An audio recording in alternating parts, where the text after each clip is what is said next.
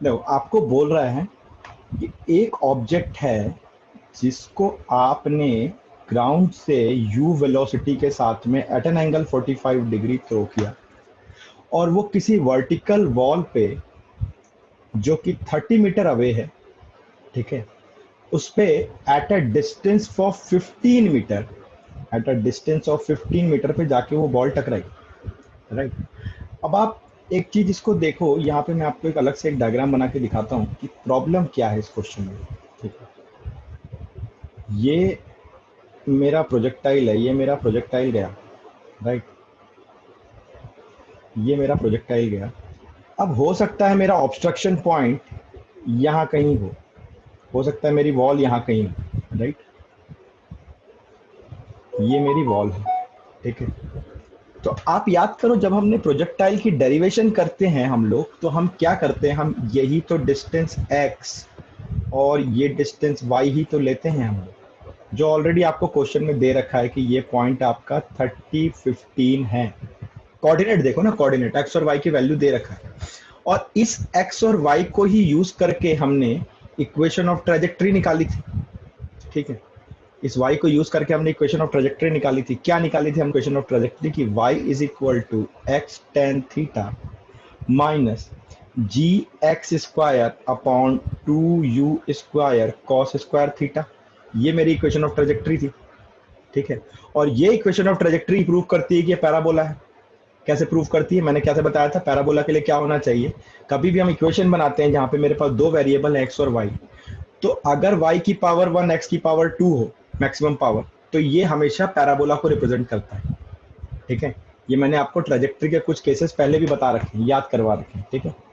अब यहाँ पे क्या करो, आप x और y की जगह ये कोऑर्डिनेट पुट करो ना, 30 15 15 पुट करो is equal to 30 tan, theta की वैल्यू 45 डिग्री गिवन है, माइनस जी मतलब tan, x की वैल्यू मतलब 30 square divided by 2u square cos square 45। मैंने यहाँ वैल्यू पुट कर दी, सिंपल, ठीक है। क्योंकि मुझे क्या पता करना है, मुझे पता करना है क्या, मुझे पता करना है u की वैल्यू। अब देखो ना, the speed of projection, u की वैल्यू निकालनी है मुझे, ठीक है।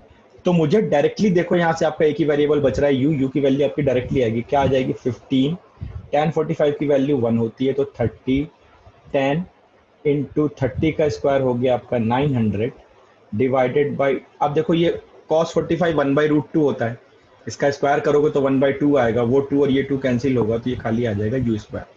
तो यहाँ से आप करोगे सॉल्व, तो 10 into 900 divided by u square is equal to 30 और ये 15 माइनस होगा तो 15, ठीक है। इसे आप करोगे u square is equal to 600, तो u की वैल्यू कितनी आ गई आपकी, √600 मीटर पर सेकेंड। आपका एक ही इक्वेशन में, एक ही प्रोजेक्टाइल के इक्वेशन में, ट्रेजेक्ट्री के इक्वेशन में आपका काम हो गया, ठीक है। This kind of the question, ये आपके मेंस के टफ लेवल के क्वेश्चन हैं, ठीक है, टफ लेवल है ये। हमें आपको जो देखने में भी इतना आसान लग रहा है कि यार छोटा सा सॉल्यूशन है, लेकिन ये इतना सोच पाना उस समय में थोड़ा सा मुश्किल होता है, ठीक है। तो कैसे आप सोच पाओगे, हमेशा आपको हमेशा चीजों को ना एक बड़े पिक्चर के रूप में, इसलिए मैंने इसकी बड़ी पिक्चर बाजू में आपको बना के दिखाई, ठीक है। आज आफ्टरनून की क्लास में भी मैं आपको बार बार यही चीजें समझाने की कोशिश कर रहा था कि आप एनालॉजीज क्रिएट करना सीखो, आप डायग्राम्स क्रिएट करना सीखो। जितना ज्यादा आप डायग्राम्स क्रिएट करना सीखोगे, उतना फिजिक्स सॉल्व करना आपके लिए इजी होता जाएगा, ठीक है। इक्वेशन खुद ब खुद आपके दिमाग में आएंगे। अब आपसे बोल रहा है find the magnitude and direction of velocity of projectile when it strikes the building. जब ये यहाँ पे स्ट्राइक कर रहा है बिल्डिंग को, उस समय इसका Vx और Vy पता लगा लो तो वेलोसिटी पता चल जाएगी।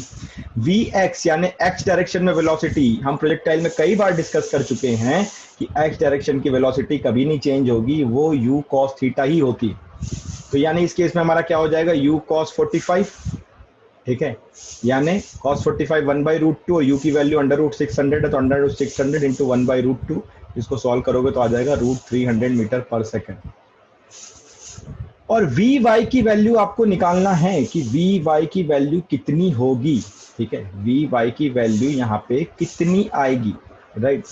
अब देखो Vy की वैल्यू निकालने का बहुत सारा तरीका है, एक मैं आपको सिंपल तरीका बताता हूँ। सबसे पहले आप एक काम करो, कि ये जो x डायरेक्शन में 30 मीटर ट्रेवल कर रहा है, ठीक है, ये जो 30 मीटर ट्रेवल किया, ये 30 मीटर ट्रेवल करने में उसको टाइम कितना लगा, ये मैं टाइम इसलिए निकाल रहा हूँ क्योंकि मेरा वी वाई का कैलकुलेशन थोड़ा सा इजी हो जाए, बिना टाइम निकाले भी मैं निकाल सकता हूँ।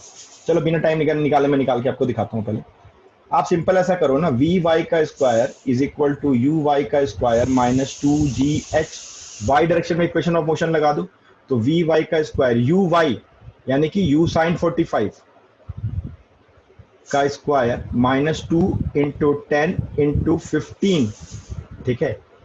अब यहाँ पे अगर आप देखोगे ध्यान से तो u मतलब हो गया √600, ये हो गया आपका 1/√2 माइनस 15 टू ज़ा 30 300 और इसका स्क्वायर है।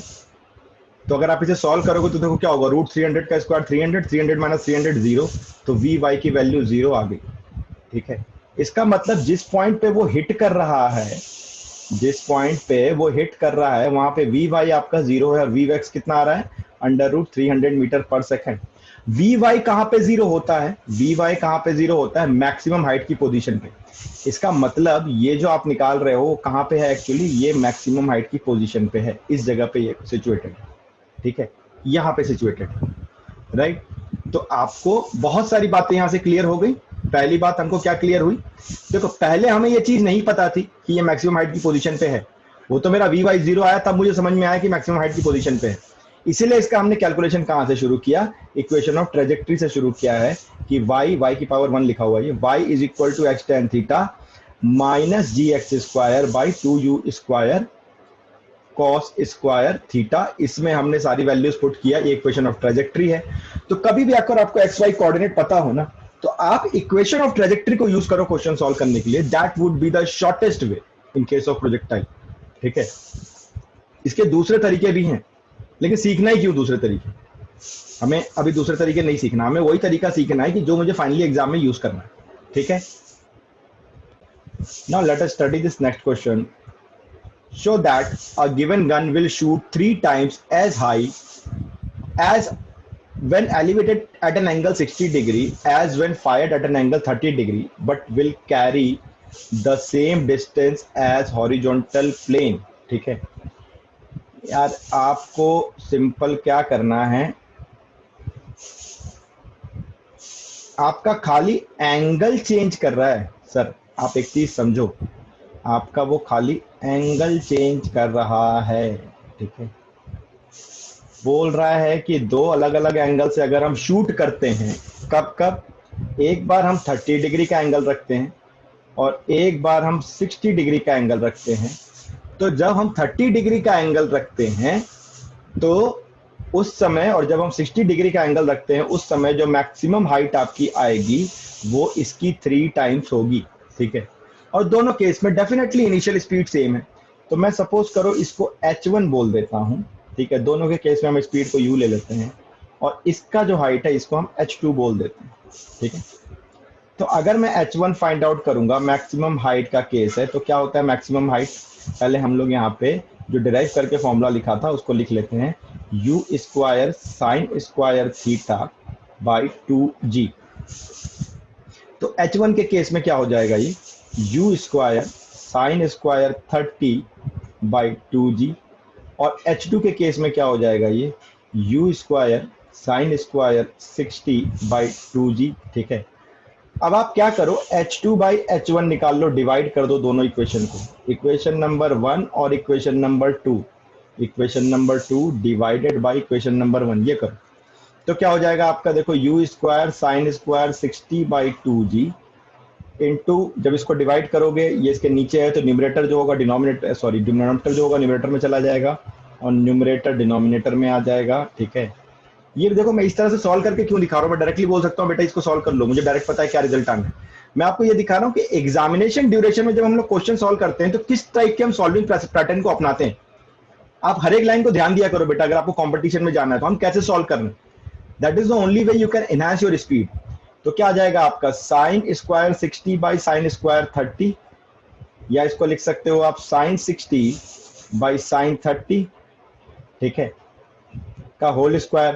तो h2 बाई h1 साइन 60 आपको पता है √3/2 अपॉन 1/2 का होल स्क्वायर, ये 1 1 कैंसिल, तो √3/1 मतलब 3/1 आ गया, तो H2 is equal to 3H1 आ गया। यही तो प्रूव करना था आपको, यही आपको प्रूव करना था, ठीक है। सेकंड पार्ट देखो, सेकंड पार्ट इसका रेंज सेम होगा, लास्ट क्लास में भी हमने डिस्कस किया था। अगर ये दोनों एंगल सेम वेलोसिटी से हम प्रोजेक्टाइल को फायर करें, दो प्रोजेक्टाइल को सेम वेलोसिटी से फायर करें, और अगर दोनों एंगल कॉम्प्लीमेंट्री होते हैं तो उनकी रेंज सेम होती है, राइट।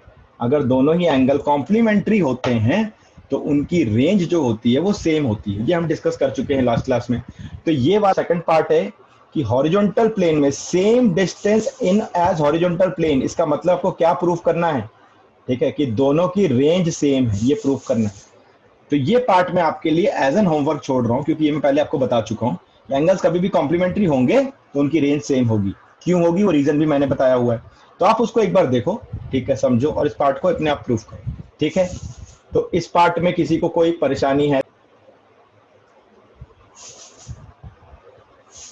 ये क्वेश्चन एक्चुअली एडवांस में आया हुआ है, ठीक है, मैं, और ये बहुत इजी है, मैं इसको सॉल्व करके दिखाऊंगा, अभी आपको लगेगा कि देखो ये इतना इजी है, यहाँ मैं आपसे कुछ भी चीज झूठ नहीं बोल रहा। पहले इसको हम ड्रॉ करते हैं और समझते हैं क्वेश्चन क्या बोल रहा है। आपको बोल रहा है ball is thrown with a velocity 7√2 metre per second, ठीक है। तो ये प्रोजेक्टाइल है, 7√2 मीटर पर सेकंड पे फेंका गया इसको, राइट। और इसकी स्पीड आपको दे रखा है u is equal to 7√2 metre per second, angle आपको दे रखा है 45 डिग्री है।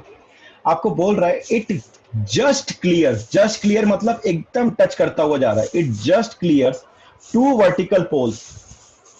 तो मैंने आपको प्रोजेक्टाइल के केस में बताया था ये चीज कि एक प्रोजेक्टाइल सेम वर्टिकल डिस्टेंस अपने पूरे मोशन में 2 बार कवर करता है, ठीक है।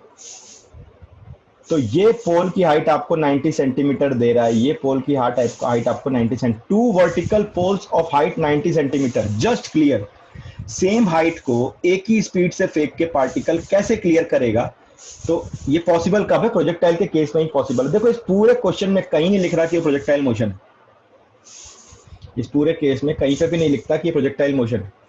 तो ये क्वेश्चन पढ़ के आपको पहले तो जज करना है, तो ये तभी पॉसिबल है। आप देखो ये प्रोजेक्टाइल में मैंने आपको पढ़ाते समय, डेरिवेशन कराते समय भी बताया था, राइट। अब find the separation between the poles, इन दोनों पोल्स के बीच में सेपरेशन कितना है, ठीक है, डी हम लोग लिख लेते हैं, डी, ये आपको निकालना है, राइट, ये आपको निकालना है। मैं इस क्वेश्चन को एक ही इक्वेशन से जस्ट 3 लाइन के अंदर सॉल्व करेंगे हम लोग, ठीक है, बिना किसी ज्यादा दिमाग लगाओ। पहली चीज ये समझो कि अगर मैं ओरिजिन से डिस्टेंस लेता हूं तो ये मेरे को x1 मिलता है, और मैं ओरिजिन से डिस्टेंस लेता हूं तो ये मेरे को x2 मिलता है, ठीक है। x1 और x2 मेरे को 2 डिस्टेंस मिलते हैं ओरिजिन से, अगर हम लोग इसको जज करते हैं तो x1 और x2 मेरे को 2 डिस्टेंस मिलते हैं, राइट। अब y is equal to x tan theta minus g x square upon u square cos square theta, ठीक है, sorry 2u square cos square theta, ठीक है। ये है equation of trajectory, equation of trajectory, ठीक है। y की वैल्यू आपको दे रखा है 90 सेंटीमीटर ना, देखो हमने डेरिवेशन किया, यही तो y लेते थे, वर्टिकल डिस्टेंस, ये 90 सेंटीमीटर दे, आप कंफ्यूज हो गए सर 2 बार दे रखा है, अरे 2 बार दे रखा है लेकिन दे तो रखा ही है ना, वैल्यू तो सेम ही है ना। तो अगर मान लो मैं यहाँ का कोऑर्डिनेट लिखूं तो ये कोऑर्डिनेट आपका कितना हो जाएगा, x1 इंटू 0.90, इसको मीटर में चेंज कर देते हैं, और यहाँ का कोऑर्डिनेट लिखूं तो कितना हो जाएगा, x2 इंटू 0.90। y कोऑर्डिनेट तो सेम ही आएगा ना, और y की एक वैल्यू के लिए x की 2 वैल्यू मिलेगी, क्योंकि ये क्वाड्रेटिक इक्वेशन है, यही तो इसका मतलब क्या हुआ, स्क्वायर का यही मतलब है, y की एक वैल्यू के लिए x की 2 वैल्यू मिलेगी। कौन सी वैल्यू मिलेगी, x1 x2 मिलेगी। बाकी चीजें आपको दी हुई हैं क्या, बिल्कुल दी हुई है, पुट कर देते हैं जरा, तो ये क्या हो जाएगा 0.90 इज इक्वल टू x मुझे निकालना है tan 45 माइनस जी की वैल्यू 10 ले लेते हैं, एक्स स्क्वायर। अब आई am not sure, let us try, एक बार सॉल्व करके देखते हैं, अपने आप समझ में आएगा। जी की वैल्यू 9.8 लेनी है 10 लेनी है, क्योंकि एडवांस वगैरह में क्या होता है वो 9.8 ही कंसिडर करते हैं कई बार। तो 2 इंटू 7√2 का होल स्क्वायर, जरा देखना ध्यान से, ये ना, हाँ 7√2 ये, इंटू कॉस स्क्वायर 45, ठीक है। अब इसको सॉल्व करते हैं, 0.90 tan 45 1 x tan x square divided by cos square 45 मतलब 1/2, 2 कैंसिल हो जाएगा, तो ये आपका आ गया 49 into two. Okay, 49 into two. तो बेटा जी की वैल्यू 9.8 लेके करो, क्योंकि आई थिंक ये 9.8 से सॉल्व किया हुआ क्वेश्चन है। ठीक है, तो हम जी को 9.8 ले लेते हैं, right. 9.8 x square by 49 into two. तो देखो ये क्या हो गया, 0.90 x minus 98 by 2 into 49 into x square into 2। 49 into 2, ये 98 होगा, कैंसिल हो जाएगा, तो ये आपका आ गया 0.90 is equal to x minus x square by 2, right. अब इसे आप सॉल्व करोगे, इसमें देख लेना कहीं कोई कैलकुलेशन मिस्टेक तो नहीं है, एक बार चेक करते जाना आप लोग। ठीक है, आप लोग भी पैरेलल में। और इसको हम लोग यहाँ सॉल्व करते हैं तो ये हो जाएगा, देखो x square minus 2x, x square minus 2x plus 1.80 is equal to 0 if I am not wrong, right, है ना।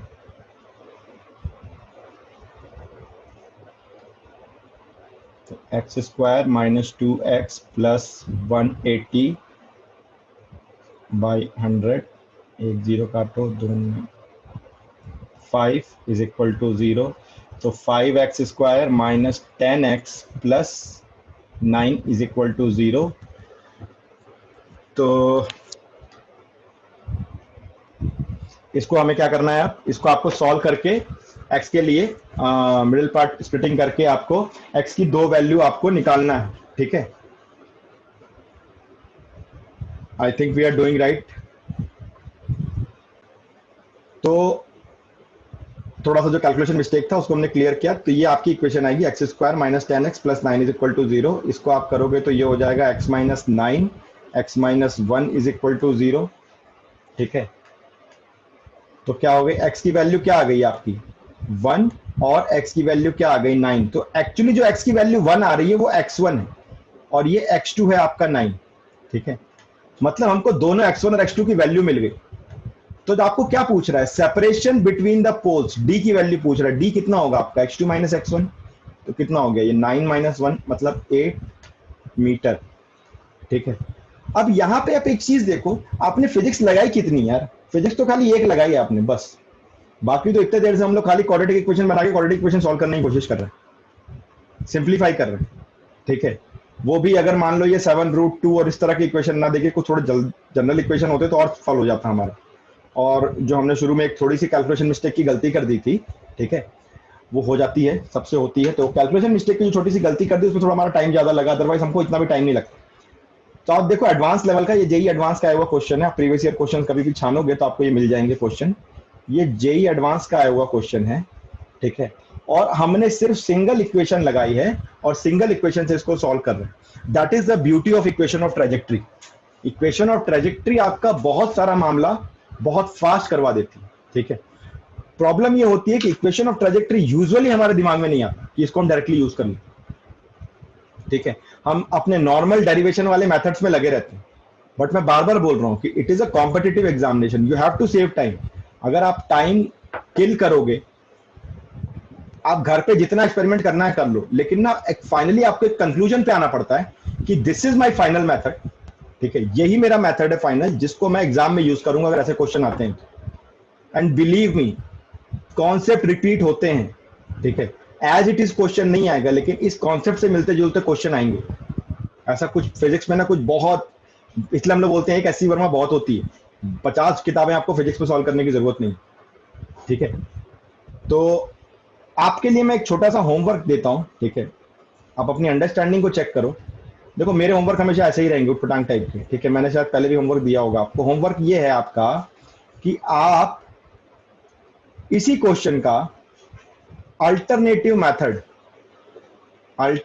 मेथड आप डेवलप करो और आप वो मुझे टीम पे सॉल्व करके भेज के दिखाओ इसी क्वेश्चन का, अगर आपको ऐसा कुछ लगता है तो। ठीक है, इस क्वेश्चन को एक बार आप लोग पहले एक बार पढ़ो। ठीक है, समझो क्या है, बहुत इजी क्वेश्चन है।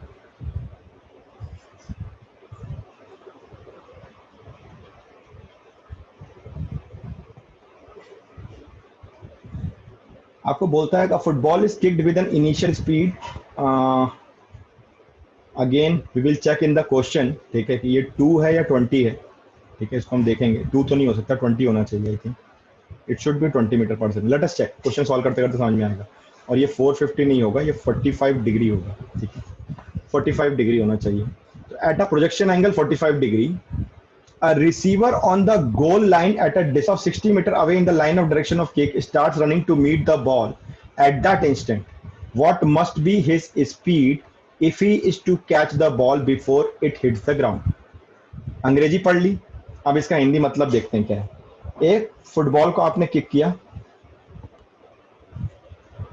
फुटबॉल आई यहां कहीं गिरेगी, और इसी समय यहां से 60 मीटर दूर, ठीक है, यहां से 60 मीटर दूर गोल पोस्ट है जहां पे दूसरा गोलकीपर खड़ा है।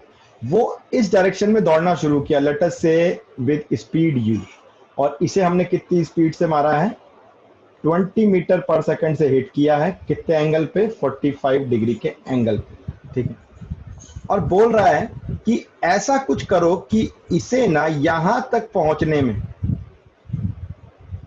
ठीक है, ये इतना डिस्टेंस ट्रेवल करे जब बॉल गिरे, और उसे वो बॉल को पकड़ ले, उसको नीचे ना गिरने दे, या just before hitting the ground उसको पकड़ ले, ठीक है। कुल मिला के आपको ये पता करना है कि यार जितने देर में बॉल यहाँ पे आएगी उतने ही देर में ये गोलकीपर भी दौड़ के यहाँ पहुंच जाए। टाइम सेम होना चाहिए दोनों का, राइट। पूरे क्वेश्चन का कॉन्सेप्ट बस यही है कि दोनों का टाइम सेम होना चाहिए। तो देखो सबसे पहला काम क्या करते हैं कि बॉल कितना डिस्टेंस ट्रेवल करेगा, रेंज के बराबर, तो रेंज निकाल लेते हैं। रेंज आपका क्या होता है, u square sine 2 theta by g, ठीक है। तो u की वैल्यू आपको दे रखा है 20, तो 20 का square sine 2 into 45 divided by g, तो रेंज आपकी कितनी हो गई, 400 साइन 90, साइन 91, ठीक है, डाइट 10, तो ये आ गया 40 मीटर। तो ये रेंज कितनी आई, 40 मीटर। अब इसको कितना दौड़ना है, 20 मीटर ही तो दौड़ना है ना। टोटल डिस्टेंस 60 मीटर के दूर पे था, तो बॉल को पकड़ने के लिए उसको 20 मीटर दौड़ना है। इसकी स्पीड हमने यू अज्यूम कर रखी।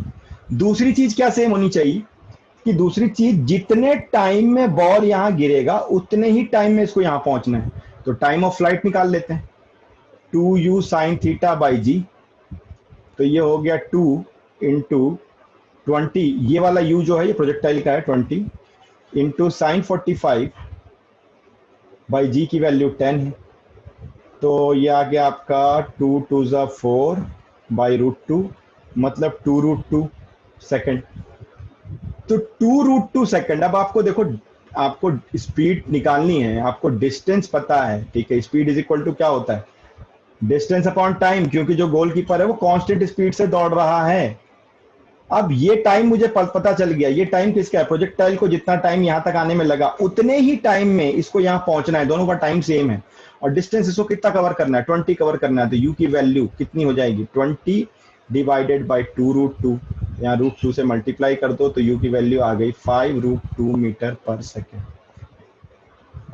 5√2 मीटर पर सेकेंड की स्पीड से गोलकीपर दौड़ेगा इस डायरेक्शन में, तब जाके वो बॉल को बिफोर हिटिंग पकड़ लेगा, ठीक है, तब जाके वो बॉल को बिफोर हिटिंग पकड़ लेगा, ठीक है, ठीक है। This question is asked in the JEE advance examination and I am talking about the era जिस टाइम जेईई एडवांस सब्जेक्टिव हुआ करता था और क्वेश्चंस रियली बहुत टफ होते थे। तो this can be considered as one of the toughest problems of projectile. देखो खाली प्रोजेक्टाइल का क्वेश्चन है, खाली मोशन के कॉन्सेप्ट लग रहे हैं। प्रोजेक्टाइल के कुछ क्वेश्चन ऐसे भी हैं जहां पे प्रोजेक्टाइल मोशन भी होगा, कंजर्वेशन ऑफ मोमेंटम भी लगेगा, 3-4 थ्योरम एक साथ लगेंगे, वो अलग है, उनको अभी अलग रखते हैं, तो उतनी थ्योरी पढ़ लेंगे तब उनकी बात करेंगे। लेकिन खाली प्रोजेक्टाइल का क्वेश्चन इतना ही टफ आता था पहले। करंट लेवल पे हम लोग पिछले 3 सालों की बात करें अगर जेईई एडवांस की, तो जो क्वेश्चन का स्टैंडर्ड है वो इससे भी कम, ठीक है। तो अब इसको आपके ऊपर है कि आप इसको कैसे लेते हो, ठीक है। ये आपके लिए कॉन्फिडेंस बूस्टर भी हो सकता है कि रियली एडवांस पे इतना टफ नहीं है, राइट। तो ये आपके ऊपर है, आप इस चीज को कैसे एक्सेप्ट करते हो अपनी लाइफ में, ठीक है। तो मेरा पर्पस इन क्वेश्चन को कराने के साथ यही था कि एग्जाम में हमें डरने की उतनी जरूरत नहीं है, कॉन्सेप्चुअली थोड़ा सा कॉन्सेप्ट आप बिल्डअप करो, you can easily go through the examination. Dimension, ठीक है। मोशन का एनालिसिस 2 डायमेंशन में कैसे करेंगे हम, राइट। कि अगर मेरे पास में जो डिस्प्लेसमेंट है, जैसे उस मोशन इन 2D का एक स्पेसिफिक पोर्शन प्रोजेक्टाइल मोशन है, प्रोजेक्टाइल भी 2D मोशन है हमारा, मोशन इन 2D का एक स्पेसिफिक पोर्शन सर्कुलर मोशन, वो भी 2D मोशन है, ठीक है। लेकिन इसके अलावा इन जनरल कोई भी 2D मोशन, कब, रिलेटिव केस में, जब मुझे रिलेटिव निकालना पड़े। अब देखो प्रोजेक्टाइल मोशन क्या है, सिंगल ऑब्जेक्ट मोशन है ना, एक ऑब्जेक्ट मोशन कर रहा है और दोनों एक्सिस कवर कर रहा है। सिमिलरली सर्कुलर मोशन क्या है, सिंगल ऑब्जेक्ट मोशन। लेकिन अभी हम सिंगल ऑब्जेक्ट मोशन की बात नहीं कर रहे, अभी हम रिलेटिव मोशन की बात कर रहे हैं 2D की। रिलेटिव मोशन मतलब कैसे, आपको क्वेश्चंस मिलते हैं रेन और अम्ब्रेला के, तो 2 ऑब्जेक्ट की हम लोग बात कर रहे हैं कि अगर मान लो आपका रेन जो है, आप इस तरह के क्वेश्चन मिलेंगे कि आपको, आप ना 10 मीटर पर सेकंड से आगे की तरफ जा रहे हो और रेन वर्टिकली डाउनवर्ड हो रहा है 5 मीटर पर सेकंड से, तो आपको अम्ब्रेला कितने एंगल पे रखना पड़ेगा, ठीक है। आपको अम्ब्रेला जो है वो कितने एंगल पे रखना पड़ेगा। तो ये रिलेटिव मोशन क्वेश्चन है, यहाँ 2 ऑब्जेक्ट के मोशन को हम लोग कोरिलेट कर रहे हैं। या बोट एंड रिवर क्वेश्चन, कि अगर मान लो मेरा स्पीड आपको दी हुई है रिवर की, ठीक है, इधर की तरफ रिवर फ्लो कर रही है और कोई आदमी स्विम करके इधर जाना चाहता है, ठीक है, और वो चाहता है कि मैं एग्जैक्टली इस स्ट्रेट लाइन में क्रॉस करूं रिवर को, तो डेफिनेटली इधर स्पीड जा रही है रिवर की, तो आदमी को थोड़ा सा इधर जाना पड़ेगा। तो कितना इधर जाना पड़ेगा उसको, कितना एंगल पे उसको स्विमिंग करनी पड़ेगी, सो दैट वो जस्ट सीधा सीधा क्रॉस करे। तो ये जो क्वेश्चंस होते हैं जहां पे हमारे दो मोशंस को हम लोग को एक साथ मर्ज कर रहे हैं। देखो ये मोशन इन 1D है, एक डायरेक्शन में मोशन है, ये मोशन इन 1D है, ये एक डायरेक्शन में मोशन है, इसको हम लोग कोरिलेट कर रहे हैं। तो यहाँ पे मोशन इन 2D का अलग कॉन्सेप्ट लगता है। This is the last part of motion in 2D, ठीक है। तो इन क्वेश्चंस को सॉल्व करने के पहले हमें एक चीज समझनी पड़ती है कि आप मोशन इन 2D, आपसे इन जनरल पूछा जाए कि यार equation of motion in 2D क्या है। मोशन इन 2D का मतलब क्या है भाई, मेरा एक्स एक्सिस और वाई एक्सिस में एक साथ मोशन हो रहा है, ठीक है। एक्स एक्सिस और वाई एक्सिस में एक साथ मोशन हो रहा है। तो एक्स एक्सिस वाई एक्सिस पे एक मोशन होने का मतलब क्या है कि अगर मान लो किसी पार्टिकल का मैं पोजीशन वेक्टर लूं, ये 2 पॉइंट के बीच में, ये मेरा डिस्प्लेसमेंट होगा, तो ये हो गया R1, ये हो गया R2, ये हो गया R2 माइनस R1, ठीक है, डेल्टा R जिसको आप बोलते हो, राइट, डिस्प्लेसमेंट। तो delta R will be R2 माइनस R1, ठीक है।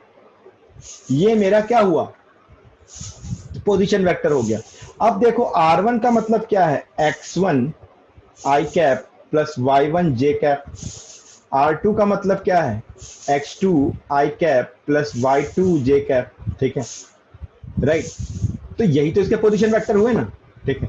तो अब मैं अगर डेल्टा R निकालूं तो क्या हो जाएगा, ये देखो R2 माइनस R1, राइट, R2 माइनस R1 मतलब delta R is equal to, vector की बात कर रहे हैं हम लोग, इसको माइनस करो, देखो आई कैप वाला आई कैप से माइनस होगा तो क्या होगा, x2 minus x1 times I cap plus y2 minus y1 times j cap, ठीक है। अब अगर मैं इसे डेल्टा t टाइम से डिवाइड कर दूं, या मतलब अभी रुक जाते हैं एक बार। अब देखो इसका मतलब क्या हुआ, डेल्टा R वाज R2 माइनस R1, तो x2 माइनस x1 को हम क्या लिख सकते हैं, delta x। y2 minus y1 को हम क्या लिख सकते हैं, डेल्टा y, तो y2 माइनस y1।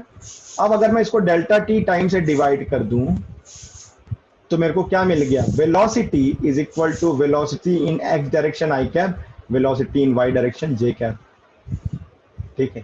अगर अगेन मैं इसको टाइम से डिवाइड कर दूं, ठीक है, या डिफरेंशिएट कर दूं, तो क्या मिलेगा मेरे को, dv बाई dt, तो मतलब dvx by dt i cap plus vy by dt j cap.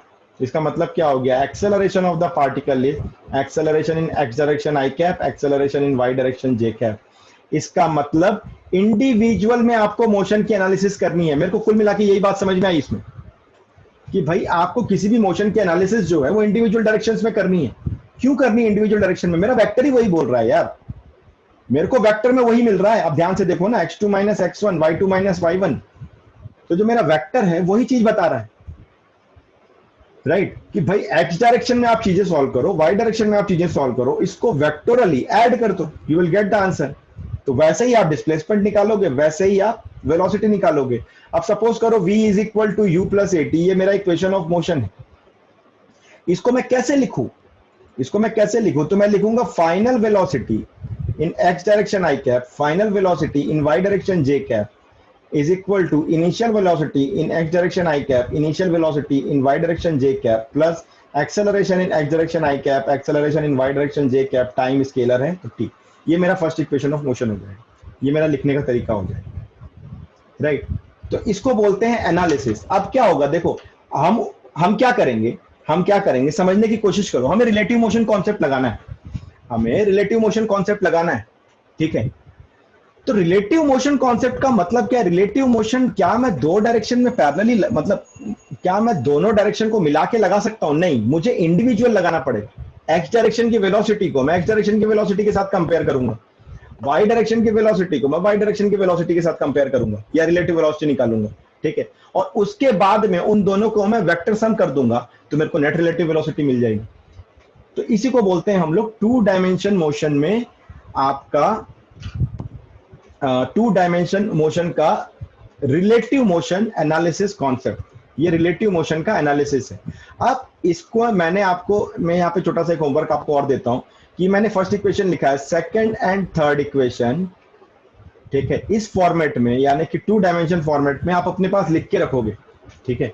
आप अपने पास इसको लिख के रखोगे, second and third equation of motion, right. A river 800 metre wide flows at the rate of 5 kilometre per hour. देखो river आपकी किधर flow करेगी, ठीक है, एक डायरेक्शन हम रिवर का ले लेते हैं, रिवर इधर ही जाएगी हमारी एक्स एक्सिस की तरफ, ठीक है, और ये जा रही है 5 किलोमीटर पर आवर से, ठीक है। अब आपको बोलता है कि एक स्विमर है, ठीक है, जो स्विमिंग कर रहा है, अ swimmer who can swim eight the rate 10 kilometre per our in still water, ठीक है। स्टिल वाटर पे ये स्विम कर सकता है, कितने से? 10 किलोमीटर पर आवर से। और वो रिवर को स्ट्रेट क्रॉस करना चाहता है। वो रिवर को कैसे क्रॉस करना चाहता है? स्ट्रेट क्रॉस करना चाहता है कि मैं सीधा सीधा निकल जाऊं रिवर में, ठीक है। तो अब उसे अगर रिवर को स्ट्रेट क्रॉस करना है तो उसको थोड़ा सा तो ऐसे जाना पड़ेगा ना, राइट। एक मिनट,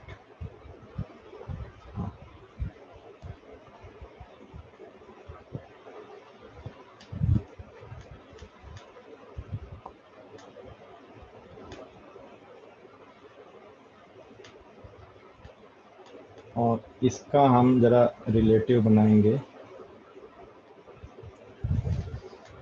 थोड़ा सा इसको मेजर करके बनाओ तो ज़्यादा अच्छा बनता है ये डायग्राम, ठीक है।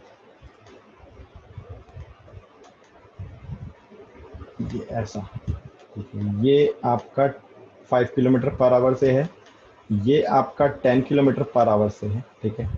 और अल्टीमेटली वो स्ट्रेट यहाँ पे इस तरीके से आ जाएगा, राइट।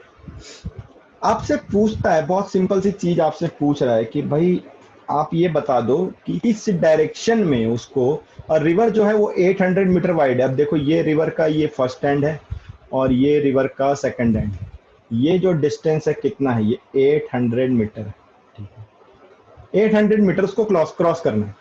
तो पूछ रहा है कि वो कितने एंगल में, मतलब सपोज करो इसको हमने थीटा ले लिया, तो बोल रहा है थीटा की वैल्यू कितनी होनी चाहिए कि वो इसको इस तरीके से क्रॉस करके आगे चला जाए, राइट, वो इसको क्रॉस करके आगे चला जाए। तो इसको क्या करेंगे हम लोग? इसको बोलते हैं रिलेटिव मोशन कॉन्सेप्ट, ठीक है, 2D का रिलेटिव मोशन कॉन्सेप्ट। रिवर की स्पीड आपको 5 किलोमीटर पर आवर दी है जो एब्सोल्यूट है, ठीक है। इसको मैं ऐसा बोल दूं, velocity of river is 5 I cap. और ये रिवर की वेलोसिटी किसके रेस्पेक्ट में है? ग्राउंड के रेस्पेक्ट में है ना, ठीक है। दूसरा देखो, मैन की वेलोसिटी ग्राउंड के रेस्पेक्ट में कितनी दी हुई है? 10, ठीक है, 10 किलोमीटर पर आवर, ठीक है। लेकिन वो 10 किलोमीटर पर आवर किधर जा रहा है? थीटा पे जा रहा है। तो अगर इसको आप ध्यान से इसको रिजॉल्व करोगे, ठीक है, यहाँ ध्यान से देखना, इसको अगर आप रिजॉल्व करोगे तो ये इधर आ जाएगा tan sin थीटा और ऊपर आ जाएगा tan cos थीटा। मैंने हमेशा बताया था जहां से थीटा एंगल हो वो cos होता है, ठीक है।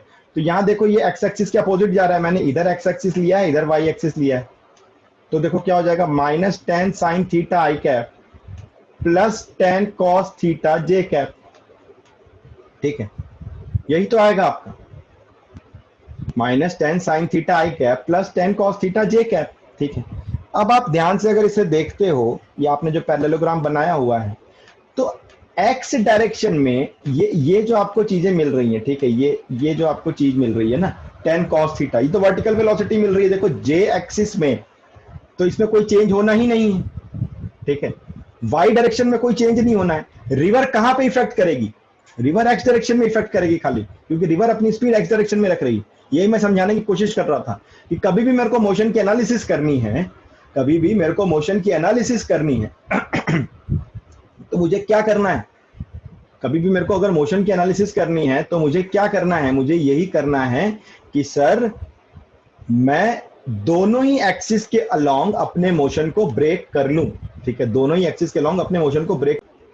अब यहां से थोड़ा दिमाग लगाएं, हमारी जो रिलेटिव वेलोसिटी होगी वो क्या होगा, velocity of man with respect to river, यही तो होगी ना sir, velocity of man with respect to river. इसका मतलब क्या हो जाएगा, velocity of man with respect to ground minus velocity of river with respect to ground. ये हम पढ़ चुके हैं रिलेटिव वेलोसिटी, पहले मैंने पढ़ाया है।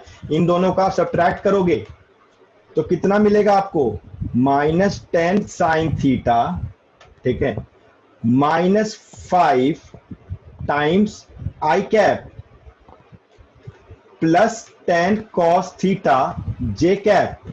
बोलो मिलेगा कि नहीं मिलेगा, इसमें कोई दिक्कत है किसी को? नाउ अब यहां पे इन क्वेश्चंस में बहुत ज्यादा कॉमन सेंस आपका यूज होता है। क्या कॉमन सेंस यूज होता है कि भाई फाइनली आपको क्या बोल रहा है, he wishes to cross the river straight, वो चाहता है कि मैं सीधा चला जाऊं, यानी जो रिलेटिव वेलोसिटी फाइनल वेलोसिटी है वो मेरे को कौन से डायरेक्शन में मिलनी चाहिए, वाई डायरेक्शन में मिलनी चाहिए। तो इसका मतलब ये जो मेरी रिलेटिव वेलोसिटी है ये सिर्फ वाई डायरेक्शन में होनी चाहिए, और सिर्फ वाई डायरेक्शन में होने के लिए क्या होना चाहिए, my relative velocity, relative velocity, मैं इसको नोट करवा दे रहा हूं, ठीक है, should be in y direction. Y, क्यों वाई डायरेक्शन में, क्योंकि क्वेश्चन में दे रहा है he want to cross the river straight, ठीक है। अब तो इसका मतलब क्या हुआ, the i cap component should be 0, x direction मेरी कोई वेलोसिटी नहीं मिलनी चाहिए, मतलब माइनस tan sin थीटा, हाँ थीटा 30 आएगा, ठीक है। तो आपका क्या हो जाएगा, 5 is equal to tan sin theta, तो थीटा की वैल्यू कितनी आ जाएगी आपकी, 30 डिग्री हो जाएगी, ठीक है, राइट। थीटा की जो वैल्यू है वो कितनी हो जाएगी, 30 डिग्री। सॉरी मैंने यहाँ पे ना गड़बड़, ये प्लस साइन होगा बेटा बीच में, ठीक है, मैंने गलती से माइनस लिख दिया, यहाँ पे प्लस होगा, दोनों का वेक्टर वेलोसिटी जो होगी ऐड हो जाएगी, वेक्टर निकाल लिया ना हमने अलग अलग। तो अब देखो आपको कितना मिल गया, थीटा की वैल्यू 30 डिग्री, यही तो था मेरा पहला क्वेश्चन, किस डायरेक्शन में उसको जाना चाहिए, 30 डिग्री, ठीक है। अब देखो नेट वेलोसिटी कितनी हो गई, velocity of man with respect to river कितना हो गया, ये तो 0 हो गया, क्या बच गया आपका, tan cos 30 जे कैप, ये मेरी नेट वेलोसिटी हो गई। इस वेलोसिटी से कितना डिस्टेंस ट्रेवल करना है, 800 मीटर ट्रेवल करना है, तो टाइम क्या होता है आपका, डिस्टेंस 800 डिवाइडेड बाय स्पीड, मतलब tan cos 30, ठीक है। तो इतना टाइम लग गया आपका, cos 30 आपका होता है √3/2, अब इसको कैलकुलेट कर लेना आप, जो भी आएगा। तो ये मेरा टाइम आ गया।